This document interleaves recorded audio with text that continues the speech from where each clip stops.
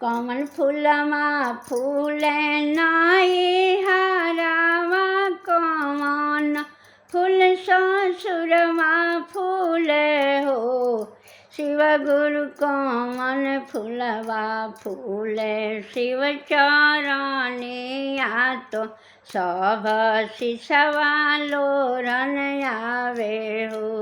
ए शिव गुरु कमल फूलवा फूले शिव चरनिया तो शिशवा सब लोरन आवे हो करम फूलवा फूले नाई हारावा धरम फूल ससुरवा फूले हो ए शिव गुरु दया फूलवा फूले शिव चरनिया तो सब शिष्या फ्लोरन आवे हो ए शिव गुरु दया फूलवा फूले शिव चरनिया तो सब शिशवा लोरन आवे हो कैसन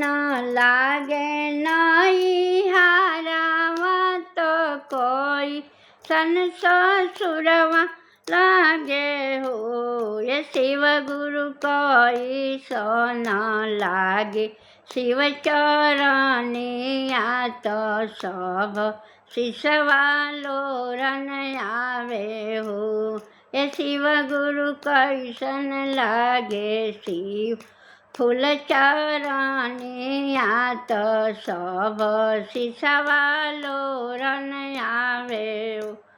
मन भावन लागे नाई हारवा तो खाटा मीठा ससुरवा लागे हो मन भावन लागे नाई हारवा तो खाटा मीठा सुरवा लागे हो ये शिव गुरु बड़ा सुख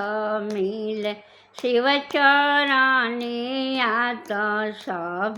शिशवा हाथ जोड़े हो ये शिव गुरु बड़ा लागे शिव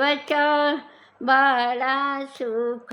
लागे शिव चरनिया तो सब शिशवा हाथ जोड़े हो ये शिव गुरु बड़ा सुख लागे शिव चरनिया तो सब शिशवा हाथ जोड़े हो ये शिव गुरु बड़ा सुख लागे शिव चरनिया तो सब सेवक हाथ जोड़े